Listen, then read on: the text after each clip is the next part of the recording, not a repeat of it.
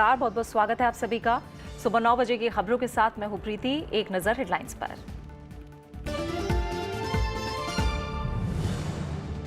कुलभूषण को बचाने के लिए अपील करेगा भारत। पाकिस्तान से मांगी चार्जशीट और फैसले की कॉपी। लाहौर बार एसोसिएशन ने वकीलों पर केस लड़ने को लेकर लगाई रोक। पूर्व रक्षा मंत्री मनोहर पर्रिकर का खुलासा, कश्मीर मुद्दे पर दबाव के चलते छोड़ा रक्षा मंत्री पद। मुद्दा सुलझाने के लिए बताए लॉन्ग टर्म पॉलिसी की जरूरत।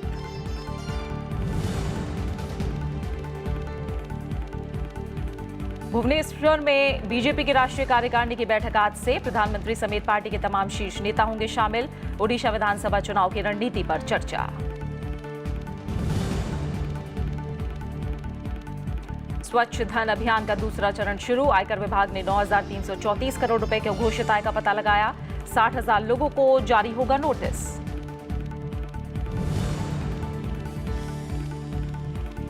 एशिया बिलियर्ड्स चैंपियनशिप में पंकज आडवाणी ने जीता 7वां एशियाई खिताब। सिंगापुर ओपन बैडमिंटन टूर्नामेंट से बाहर हुई पीवी सिंधु। प्रणीत और श्रीकांत ने सेमीफाइनल में बनाई जगह। भारत ने पाकिस्तान से कुलभूषण जाधव के खिलाफ आरोप पत्र और कोर्ट के फैसले की कॉपी मांगी है। भारत के उच्चायुक्त गौतम बंबावले ने पाकिस्तान के विदेश सचिव से मुलाकात में कुलभूषण से मिलने की इजाजत देने का अनुरोध किया है, लेकिन इस बार भी पाकिस्तान ने कोई आश्वासन नहीं दिया। वहीं पाकिस्तान का कहना है कि ठोस सबूतों के आधार पर ही कुलभूषण को सजा सुनाई गई है। कुलभूषण जाधव मामले में शुक्रवार को इस्लामाबाद में भारत के उच्चायुक्त गौतम बंबावले ने पाकिस्तान की विदेश सचिव तहमीना जंजुआ से मुलाकात की। उन्होंने कुलभूषण जाधव से मिलने के अनुरोध के साथ जाधव के खिलाफ दायर आरोप पत्र की कॉपी मांगी। गौतम बंबावले ने सैन्य अदालत के फैसले की प्रति देने की मांग की। हालांकि पाकिस्तान की ओर से कोई ठोस आश्वासन नहीं मिला। मैंने फॉरेन सेक्रेटरी साहिबा से ये कहा कि हमने पिछले कुछ महीनों में 13 बार लिखित में कुलभूषण जाधव का कॉन्सुलर एक्सेस मांगा है।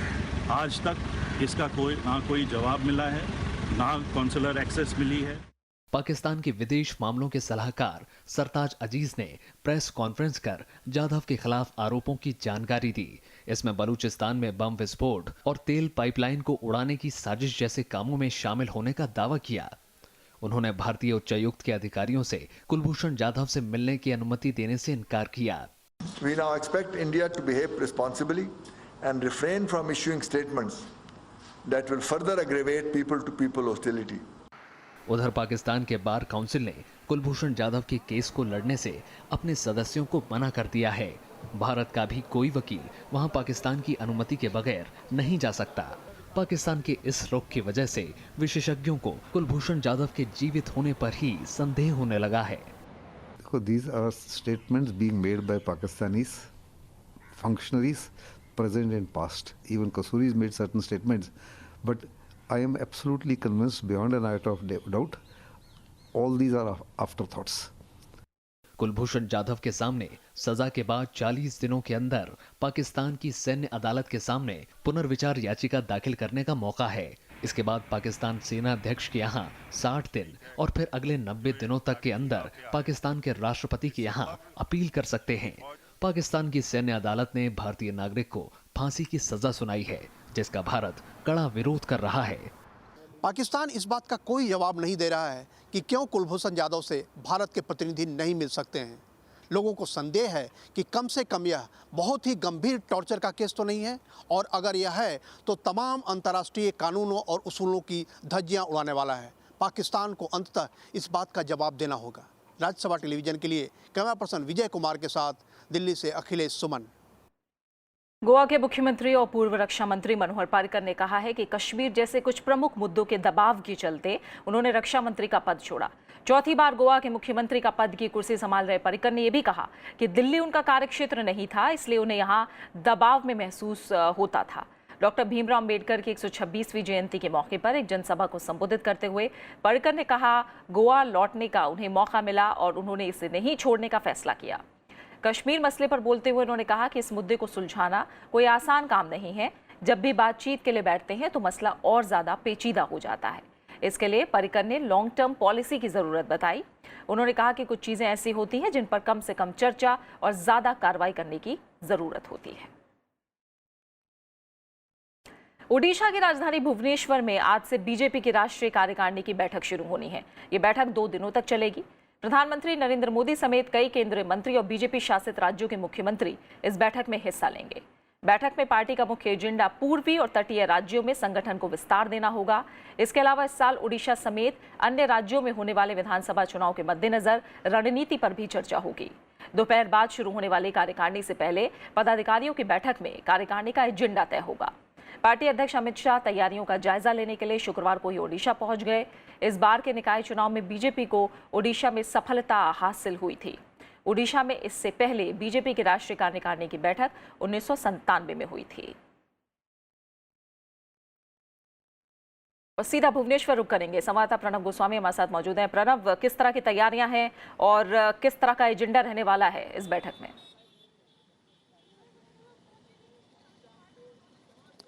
देखिए, तैयारियों की जहां तक बात करें तो पूरे भुवनेश्वर में हम ये कह सकते हैं कि यहां पर जैसे दृश्यों में भी आप देख सकते हैं कि हर तरफ जो बीजेपी के झंडे हैं और खासतौर पे जो पार्टी लीडरशिप है उनके पोस्टर्स हैं, उससे पूरे शहर को एक तरह से ये कहा जाए कि शहर के चप्पे चप्पे पर ऐसे पोस्टर और फ्लैग यहाँ पर दिखाई दे रहे हैं। जहाँ तक बैठक की बात है, बैठक इस लिहाज से भी बहुत अहम है कि 17 साल से यहाँ पर जो बीजेडी है उसकी जो नवीन पटनायक वो 17 साल से उड़ीसा में सत्ता में काबिज हैं। जाहिर सी बात है बीजेपी यहाँ पर अपनी जमीन तलाशने की कोशिश कर रही है और बीजेपी को यह उत्साह इसलिए भी बढ़ा है क्योंकि जो पंचायत चुनाव हुए हैं हाल ही में, वहां पर बीजेपी ने बेहद अच्छा प्रदर्शन किया और उसके बाद से बीजेपी को लगता है कि अगर यहाँ पर संगठन विस्तार होगा तो ये मौका देख रही है कि जब 2019 में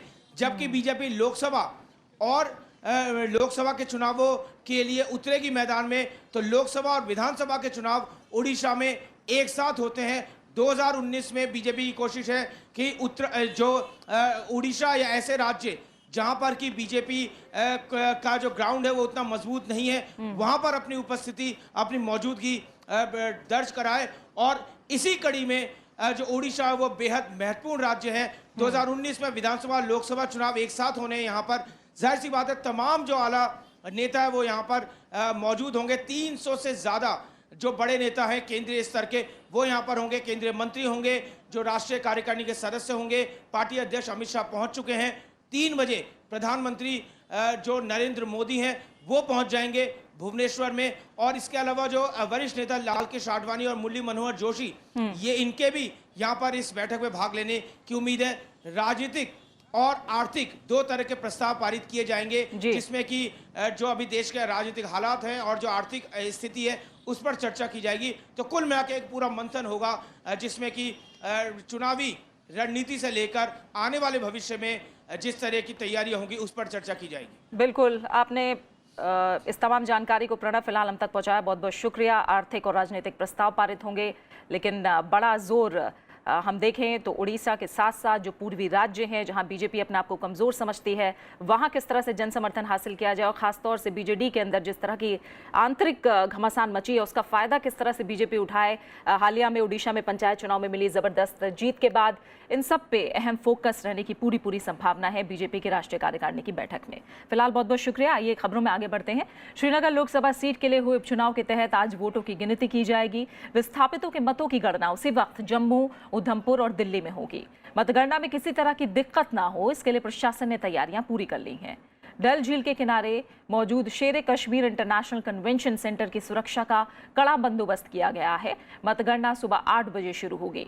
इस सीट पर नेशनल कॉन्फ्रेंस के उम्मीदवार फारूक अब्दुल्ला और पीडीपी के नजीर अहमद खान समेत कुल 9 उम्मीदवारों ने अपना भाग्य आजमाया है। पिछले साल तत्कालीन सांसद तारिक हमीद कर्रा के इस्तीफे के बाद ये सीट खाली हुई थी। श्रीनगर सीट पर 9 अप्रैल को उपचुनाव कराया गया, लेकिन बडगाम में हुई व्यापक हिंसा के मद्देनजर चुनाव आयोग ने 13 अप्रैल को 38 मतदान केंद्रों पर दोबारा वोटिंग कराई। इस बार चुनाव में 1 लाख से कम लोगों ने अपना मताधिकार का इस्तेमाल किया है। इसके अलावा पूर्वी सिक्किम के अपर बुर्तुक विधानसभा सीट पर हुए उपचुनाव में वोटों की गिनती भी होगी। यहां 12 अप्रैल को उपचुनाव के लिए वोटिंग हुई थी। प्रधानमंत्री नरेंद्र मोदी ने कहा है कि डिजिटल लेन देन से भ्रष्टाचार पर रोक लगाने में मदद मिलेगी।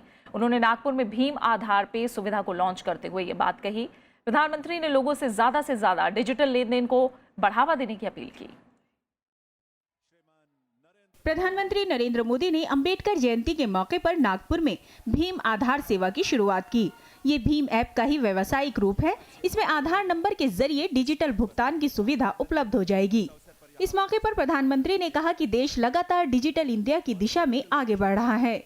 भीम ऐप अर्थव्यवस्था का महारथी साबित होगा। टेक्नोलॉजी ने अंगूठे को ताकतवर बना दिया है और इसलिए भीम आधार भारत गर्व कर सकता है। दुनिया के टेक्नोलॉजिकली एडवांस देश के पास भी ये व्यवस्था नहीं है जो हिंदुस्तान के पास। प्रधानमंत्री ने लोगों से डिजिटल लेन देन को बढ़ावा देने की अपील की। उन्होंने कहा कि इससे भ्रष्टाचार मिटाने में मदद मिलेगी। भीम आधार के सहारे आगे बढ़ना मदद करेंगे मेरी। वो एक प्रकार से भ्रष्टाचार और काले धन की लड़ाई लड़ने के सिपाही हैं मेरे लिए। बहुत इस मौके पर प्रधानमंत्री ने डिजी धन मेले में लकी ग्राहक और डिजी धन व्यापार योजना के विजेताओं को पुरस्कार प्रदान किया। इसके अलावा प्रधानमंत्री ने कई योजनाओं की शुरुआत और कोराडी ताप बिजली घर की यूनिटों को देश को समर्पित किया। Bureau report, Rajya Sabha TV. संविधान निर्माता बाबा साहेब भीमराव अंबेडकर की 126वीं जयंती पर पूरे देश ने उन्हें याद किया। इस मौके पर कई कार्यक्रम भी हुए। राष्ट्रपति, उपराष्ट्रपति और प्रधानमंत्री ने उन्हें श्रद्धा सुमन अर्पित किए, तो कई राजनेताओं ने बाबा साहेब को याद करते हुए संविधान और राष्ट्र निर्माण में उनकी भूमिका को नमन किया। देश भर में संविधान निर्माता बाबा साहेब भीमराव अंबेडकर की जयंती पर संसद भवन परिसर में राष्ट्रपति प्रणब मुखर्जी, उपराष्ट्रपति मोहम्मद हामिद अंसारी और प्रधानमंत्री नरेंद्र मोदी ने डॉक्टर अंबेडकर की प्रतिमा पर पुष्प अर्पित कर श्रद्धांजलि दी। इस मौके पर लोकसभा स्पीकर सुमित्रा महाजन और पूर्व प्रधानमंत्री मनमोहन सिंह समेत कई केंद्रीय मंत्रियों और नेताओं ने बाबा साहेब को श्रद्धा सुमन अर्पित किए।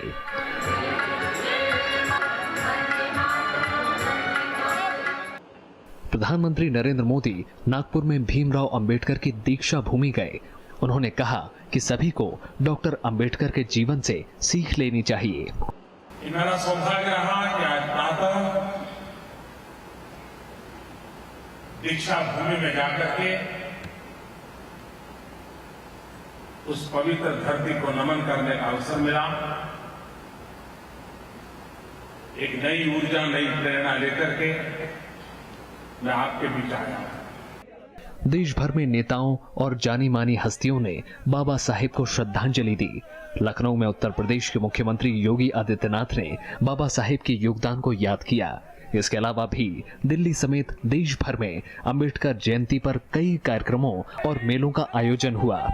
संविधान निर्माता बाबा साहेब भीमराव अंबेडकर को 20वीं शताब्दी के श्रेष्ठ चिंतकों में से एक माना जाता है। वो देश के पहले विधि एवं न्याय मंत्री रहे। उन्होंने समाज को शिक्षित बनने, संगठित रहने और संघर्ष करने की प्रेरणा दी। 1990 में उन्हें देश का सर्वोच्च नागरिक सम्मान भारत रत्न प्रदान किया गया। मोहम्मद फातेह टीपू के साथ bureau report, Rajya Sabha TV. BSP अध्यक्ष मायावती ने कहा है कि बीजेपी के खिलाफ और ईवीएम मामले में किसी से भी हाथ मिलाने के लिए वो तैयार हैं। दूसरे दलों ने भी इसका स्वागत किया है। इधर मायावती ने अपने भाई आनंद कुमार को पार्टी का उपाध्यक्ष बना दिया है। उत्तर प्रदेश विधानसभा चुनाव में हार के बाद बीएसपी प्रमुख मायावती ने दूसरी पार्टियों से हाथ मिलाने को लेकर बड़ा बयान दिया है। लखनऊ में अंबेडकर जयंती के मौके पर रैली में उन्होंने कहा कि उन्हें लोकतंत्र को बचाने के लिए किसी दूसरी पार्टी के साथ से परहेज नहीं है। ईवीएम छेड़छाड़ के खिलाफ लड़ाई को मिलकर आगे ले जाने के लिए तैयार हैं। बीएसपी द्वारा अपने देश के लोकतंत्र को बचाने के लिए बीजेपी व ईवीएम की गड़बड़ी के विरुद्ध किए जा रहे संघर्ष में यदि बीजेपी विरोधी पार्टियां भी हमारे साथ आना चाहेंगी तो उनके साथ भी अब हमें हाथ मिलाने में कोई परहेज नहीं होगा। कांग्रेस समेत दूसरे दलों ने मायावती के बयान को एक अच्छी पहल करार दिया है। सांप्रदायिक ताकतों को रोकने के लिए आगे भी ऐसी कोई पहल की जाए तो उसमें बुराई कुछ नहीं है, क्योंकि लोकतंत्र को ही इन सांप्रदायिक ताकतों से खतरा होता जा रहा है। बीजेपी का कहना है कि उनसे हार कबूल नहीं हो रही है। मैं समझता हूं कि वो उनका धैर्य तो जवाब दे ही गया है, क्योंकि जनता ने जिस उत्साह के साथ भारतीय जनता पार्टी को समर्थन दिया और विपक्ष के हमारे साथियों को करारी पराजय का सामना करना पड़ा, वो अभी पराजय स्वीकार नहीं कर पा रहे हैं। इसके अलावा मायावती ने अपने भाई आनंद कुमार को बीएसपी का उपाध्यक्ष बनाने का ऐलान किया है। उन्होंने शर्त रखी है कि वो कभी सांसद, विधायक, मंत्री या मुख्यमंत्री नहीं बनेंगे। इससे पहले मायावती किसी भी पार्टी का साथ लेने से इनकार करती रही हैं। ईवीएम के मुद्दे पर ही सही, लेकिन उन्होंने दूसरी पार्टी के सहयोग की पहल की है। Bureau report, Rajya Sabha TV. खबरें जारी है, लौट रहे हैं एक छोटे से ब्रेक के बाद।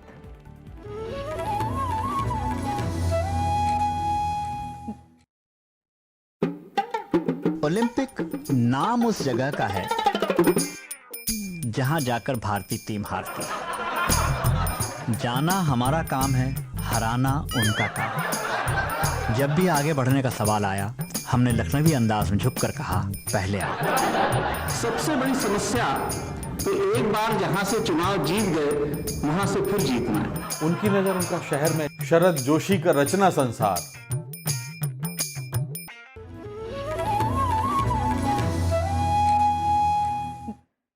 आयकर विभाग ने नोटबंदी के बाद काले धन का पता लगाने के लिए स्वच्छ धन अभियान का दूसरा चरण शुरू किया है। इसके तहत 60,000 लोगों की जांच की जाएगी।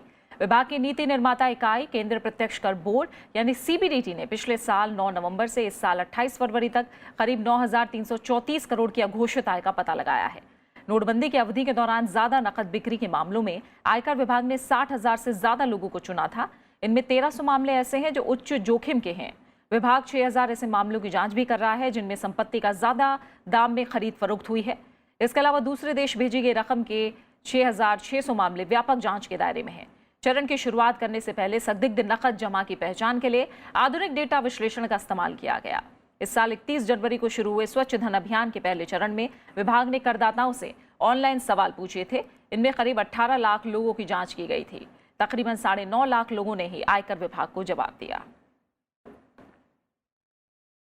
सेना ने सोशल मीडिया पर वायरल हो रही सेना के जीप वाले वीडियो की जांच के आदेश दिए हैं। इस वीडियो में कथित रूप से एक आदमी को जीप के आगे बांधा दिखाया गया है।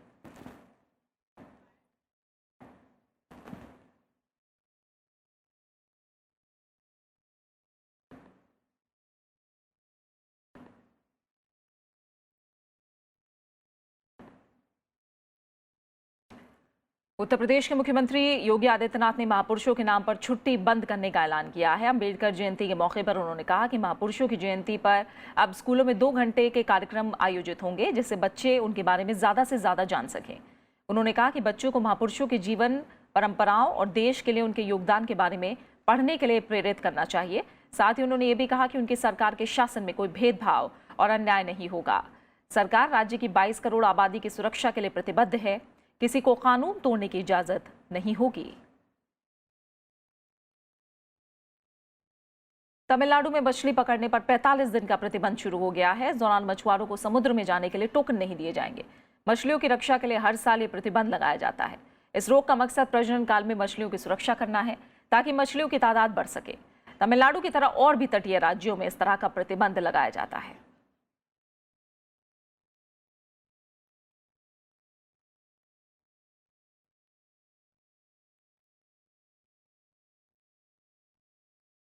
और फिलहाल खबर आ रही है कि आज सुबह राज्य रानी एक्सप्रेस के 8 डिब्बे पटरी से उतर गए। यह हादसा रामपुर के पास हुआ है। ट्रेन मेरठ से लखनऊ जा रही थी। हादसे में कई लोगों के घायल होने की आशंका जताई जा रही है। घटना के बाद आसपास के लोग और जीआरपी की टीम मौके पर पहुंच गई है। यात्रियों की डिब्बों से बाहर निकाला जा रहा है।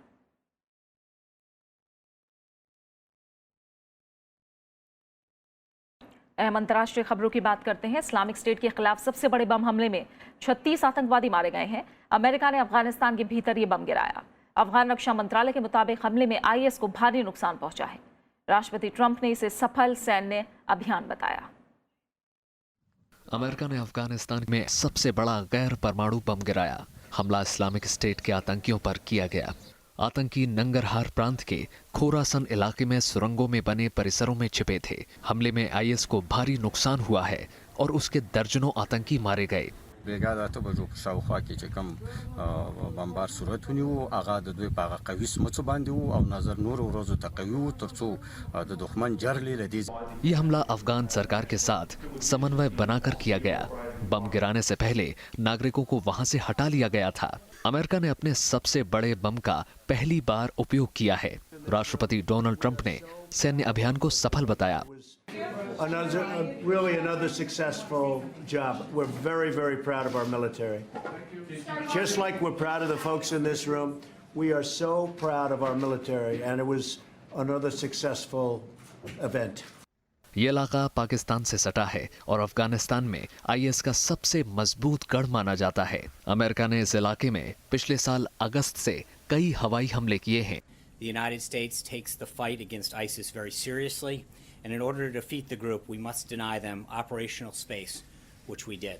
पिछले एक साल में आईएस अफगानिस्तान में तेजी से पैर पसार रहा है। इसके कुछ बड़े हमलों को भी अंजाम दिया है, लेकिन अमेरिकी हवाई हमले और अफगान सेना की कार्रवाई से तेजी से आतंकी संगठन के पैर उखड़ रहे हैं। Bureau report, Rajya Sabha TV. और आइए जानते हैं कैसा है अमेरिका का सबसे बड़ा गैर परमाणु बम। पहले आग का गोला और फिर धुएं का गुबार, इससे पता चलता है कि अमेरिका का ये बम कितना घातक है। साल 2003 में अमेरिका ने मदर ऑफ ऑल बम्स यानी सबसे बड़े गैर परमाणु बम का परीक्षण किया था। इसे इराक हमले में इस्तेमाल के लिए तैयार किया गया था, लेकिन वहां इसका उपयोग नहीं हुआ। इसे MC-130 एयरक्राफ्ट से गिराया गया। इसका वजन 21,600 पाउंड यानी 9,797 किलो है। इसमें 11 टन विस्फोटक का उपयोग होता है। GPS की मदद से इसका निशाना तय किया जाता है। जमीन पर गिरने से ठीक पहले ये फटता है और एक बड़े हिस्से को अपनी चपेट में ले लेता है। जमीन के अंदर लक्ष्य पर सटीक निशाना इसकी सबसे बड़ी ताकत है। Bureau report, Rajya Sabha TV.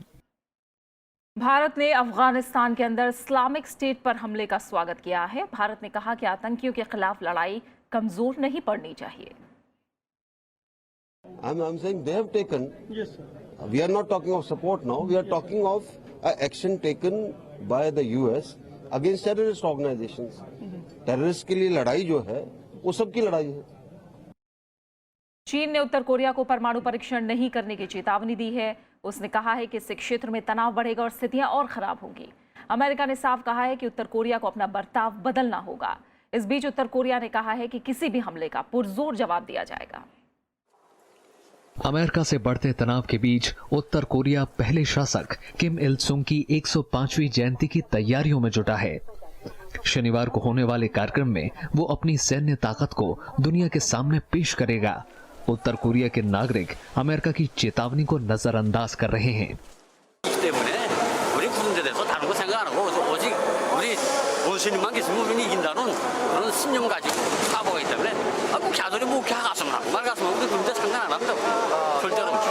अमेरिकी चेतावनी को चीन हल्के में लेने से बच रहा है। चीन का कहना है कि उत्तर कोरिया का विवाद कभी भी बड़ा रूप ले सकता है। चीन का मानना है कि अगर युद्ध हुआ तो जीत किसी की नहीं होगी। 不是谁放出的话更狠，谁扬起的拳头更大，谁就能赢。一旦真的发生战乱，结局却会是多数。 अमेरिका भी अपने कदम पीछे खींचने को तैयार नहीं है। अमेरिकी रक्षा मंत्री जेम्स मैटिस ने कहा कि उत्तर कोरिया को अपना बर्ताव बदलना होगा। But the bottom line is North Korea's got to change its behavior. That is an agreed position among the international community, nations that are working together on this. America को आशंका है कि उत्तर कोरिया नए परमाणु परीक्षण की तैयारी कर रहा है। अमेरिका ने एक युद्धपोत भी कोरिया की तरफ रवाना किया है। इसके बाद दोनों देशों में तनाव बढ़ गया है। Bureau report, Rajya Sabha TV. बात खेलों की। 16 बार के वर्ल्ड चैंपियन पंकज आडवाणी ने कल एशिया बिलियर्ड्स चैंपियनशिप के रोमांचक फाइनल में सौरव कोठारी को 6-3 से हराकर अपना 7वां एशियाई खिताब जीत लिया। पहले सत्र में कोठारी ने अंतराल से पहले 3-1 से बढ़त बना ली थी, लेकिन आडवाणी ने ब्रेक का पूरा फायदा उठाते हुए आक्रामकता बढ़ती और लगातार अगले फ्रेम जीतकर अपना 6वां एशियाई बिलियर्ड्स खिताब और 7वीं एशियाई चैंपियनशिप अपने नाम कर ली। सिंगापुर ओपन बैडमिंटन टूर्नामेंट के महिला एकल मुकाबले में PV Sindhu quarter final match हारकर टूर्नामेंट से बाहर हो गई हैं। सिंधु को स्पेन की कैरोलिना मारिन ने कल खेले गए मुकाबले में 21-11, 21-15 से हराया। करीब 35 मिनट तक चले मुकाबले में सिंधु को शिकस्त का सामना करना पड़ा। वहीं पुरुष एकल में भारतीय खिलाड़ियों का दबदबा बना हुआ है। प्रणीत और श्रीकांत ने टूर्नामेंट के सेमीफाइनल में जगह बना ली है। 20 साल प्रणीत ने क्वार्टर फाइनल में थाईलैंड के तंगोंगसेक साइसोम बुनसुक को हराया। प्रणीत ने थाईलैंड के खिलाड़ी को 15-21, 21-14, 21-19 से पराजित किया। सेमीफाइनल में प्रणीत का मुकाबला कोरिया के ली डोंगक्यून से होगा। उधर श्रीकांत की दाम्बी ने चीन के शीयुकी को 21-14, 21-16 से मात दी। सेमीफाइनल में श्रीकांत का मुकाबला इंडोनेशिया के एंथनी गिंटिंग से होगा। भारत की जूनियर पुरुष हॉकी टीम ने लगातार दूसरे साल सुल्तान ऑफ जोहोर कप टूर्नामेंट से अपना नाम वापस ले लिया है। हॉकी इंडिया ने अक्टूबर में होने वाले टूर्नामेंट में पाकिस्तान की मौजूदगी को इसका कारण बताया है। हॉकी इंडिया का कहना है कि जब तक पाकिस्तान 2014 चैंपियंस ट्रॉफी विवाद के लिए बिना शर्त माफी नहीं मांगता, तब तक भारतीय टीम पाकिस्तान के खिलाफ किसी भी टूर्नामेंट में नहीं खेलेगी। सुल्तान जोहोर कप अंडर 21 टूर्नामेंट है और भारत ने 2015 में इस खिताब को अपने नाम किया था। बात खास शख्सियत की। हिंदी फिल्मों के मशहूर गीतकार हसरत जयपुरी की आज जयंती है। इसके अलावा उन्होंने उर्दू शायरी में भी एक अलग मुकाम बनाया। करीब 3 दशकों के लंबे करियर में हसरत जयपुरी की कलम से कई बेहतरीन गीत निकले। हसरत जयपुरी ने हिंदी फिल्मों में अपने करियर की शुरुआत राज कपूर की फिल्म बरसात से की। हिंदी सिनेमा के गीतकारों में हसरत जयपुरी ऐसे इकलौते गीतकार रहे हैं जिन्हें टाइटल गीतों को लिखने में महारत हासिल रही। जुबां पर चढ़ने वाले आसान से शब्द हसरत के गीतों की पहचान रहे। संगीतकार शंकर जयकिशन के साथ उन्होंने कई सदाबहार रोमानी गीत दिए। हसरत के लिखे गीत और पार्श्व गायक मुकेश की आवाज की जुगलबंदी को सिने प्रेमियों की बेहद सराहना मिली। आइए हसरत जयपुरी साहब को याद करते हैं उनकी फिल्मों के गीतों के जरिए।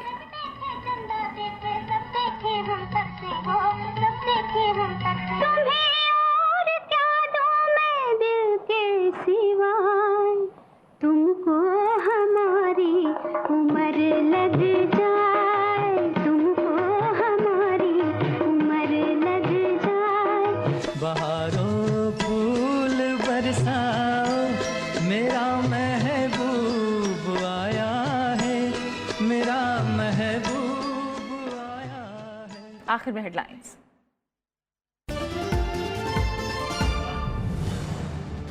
कुलभूषण को बचाने के लिए अपील करेगा भारत। पाकिस्तान से मांगी चार्जशीट और फैसले की कॉपी। लाहौर बार एसोसिएशन ने वकीलों पर केस लड़ने को लेकर लगाई रोक। पूर्व रक्षा मंत्री मनोहर पर्रिकर का खुलासा, कश्मीर मुद्दे पर दबाव के चलते छोड़ा रक्षा मंत्री पद। मुद्दा सुलझाने के लिए बताई लॉन्ग टर्म पॉलिसी की जरूरत। भुवनेश्वर में बीजेपी की राष्ट्रीय कार्यकारिणी की बैठक आज से। प्रधानमंत्री समेत पार्टी के तमाम शीर्ष नेता होंगे शामिल। ओडिशा विधानसभा चुनाव की रणनीति पर चर्चा।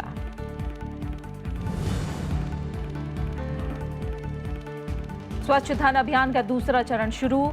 आयकर विभाग ने 9,334 करोड़ रुपए के अघोषित आय का पता लगाया। 60,000 लोगों को जारी होगा नोटिस।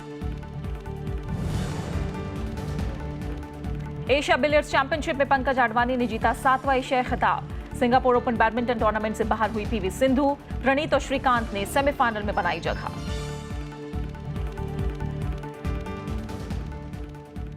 और इसी के साथ फिलहाल सुबह 9 बजे की खबरों में मेरे साथ इतना ही। आगे आप देख सकते हैं विशेष। नमस्कार।